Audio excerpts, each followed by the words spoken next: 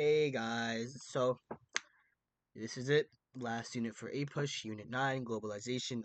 Almost as short as the Unit 1 video, which I should definitely go back and redo alongside the Unit 2 video because those are kind of butt.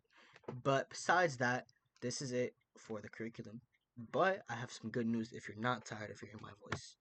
So I have a 1 hour plus video on MCQ practices, maybe even 2 hours. I just don't know where I'm gonna find the time and willpower to record that. But nonetheless, um, that's gonna be pumped out in the future, the far future, honestly.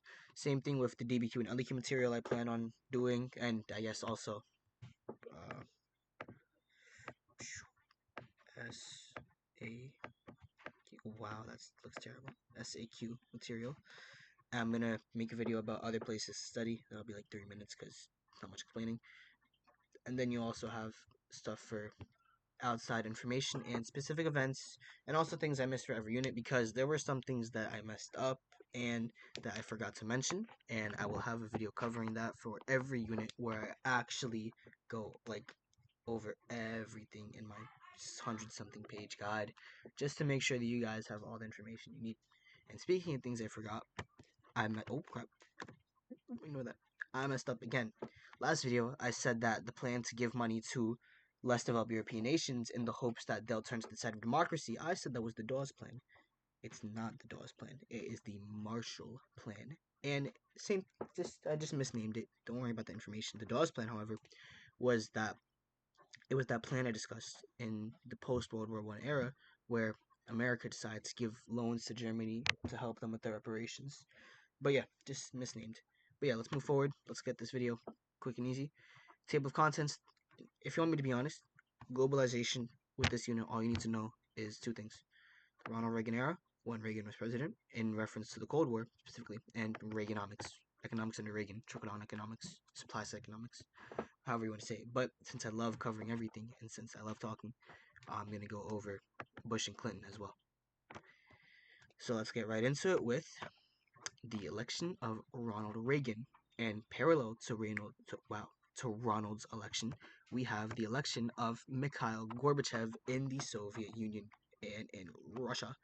And with Gorbachev comes extensive reforms to the society of the Soviet Union, coming in the form of glasnost and perestroika. Both of these reforms were very extensive into the society of Russia, introducing political reforms and economic reforms.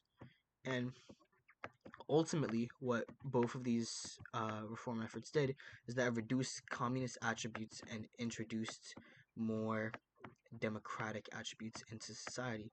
Take, for example, the decentralization of the government, not the wow, of the economy in the USSR, and also how free speech and criticism of the government was also allowed due to glasnost reforms. So yeah, that's Gorbachev, and his efforts to kind of decommunize Russia in a way, or at least scale down tensions and at least reform society a little bit, put him on good terms with Reagan. And Reagan seized this opportunity by pressing Gorbachev to, quote unquote, tear down this wall, Mr. Gorbachev.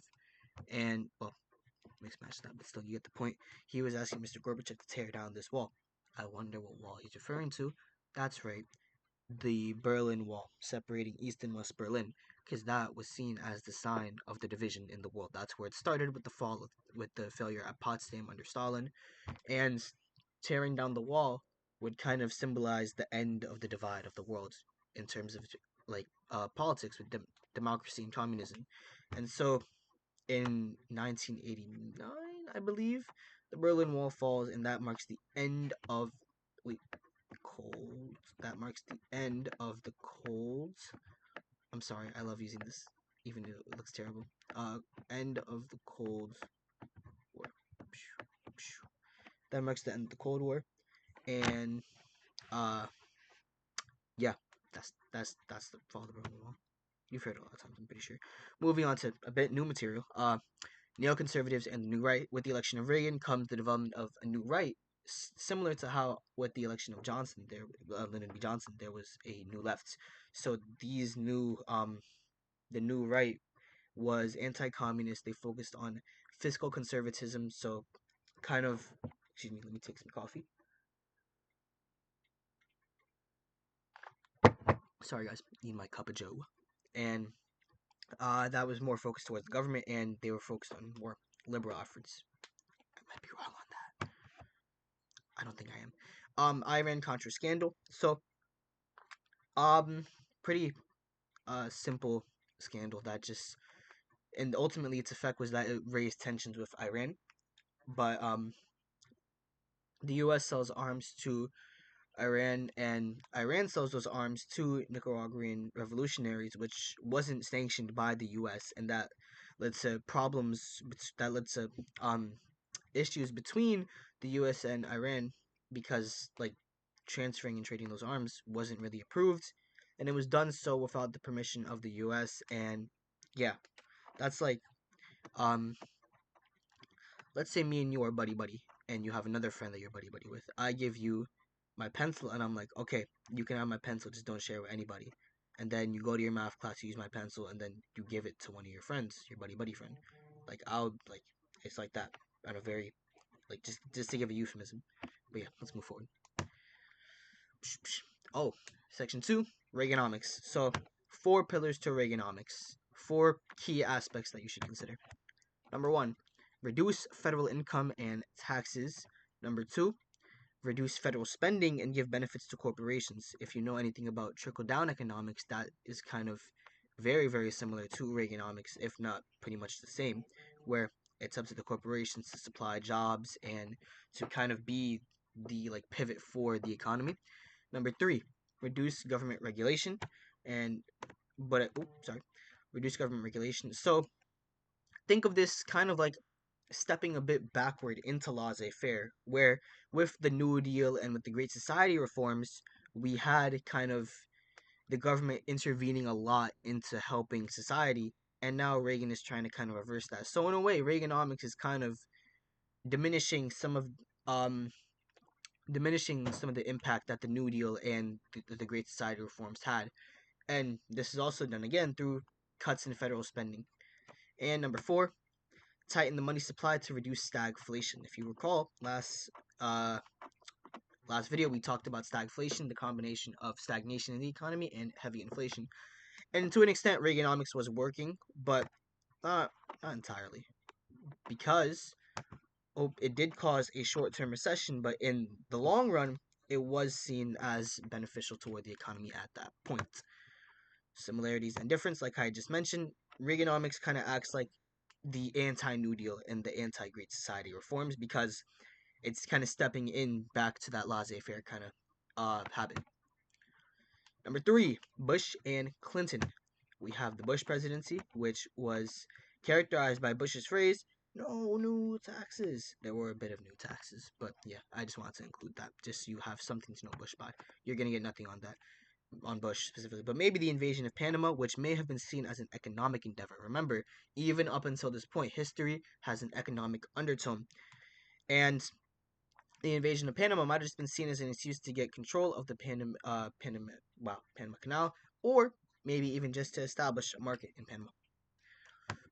Clinton presidency, the Iraq War. So, um, Clinton chooses to invade Iraq due to the actions of Al Qaeda and Saddam Hussein, and his justification for this was that he believed that Iraq had quote unquote weapons of mass destruction at their disposal. And again, history has its economic undertones. Were they invading Iraq because they had weapons of mass destruction or because of oil? Remember, last video we talked about the establishment of OPEC and how from that point oil was kind of, it had its own limelight. And again, we see that continue here where um the desire for oil and this fossil fuel that's running out here, like we have a desire to get this because of how economically like beneficial and lucrative it is. But yeah. And finally, under Clinton, the North American Free Trade Association is formed, aka NAFTA. And I don't think I left in slides for this, but last thing that you're ever going to see in the curriculum is about Obama. Obama establishes Obamacare, again, in the more towards leaning toward the New Deal and the Great Society reforms instead of Reaganomics and laissez-faire. But yeah, that is the end of our journey together for curriculum wise. Maybe I'll go back and redo some videos if I have the willpower. Oh no, where's my pen? There we go. But yeah, love you guys. I hope this was helpful. I wish you the best. If you go to the high school that I go to, then literally just text me, like try and find me. I am always willing to help best I can because I'm a lot better at this in person, and when I am able to really read off my guide and when I have that kind of refresher in my head. So yeah, love you guys. I will catch you on the flip side, and I will catch you in those future videos that I talked about. So I'll be seeing you.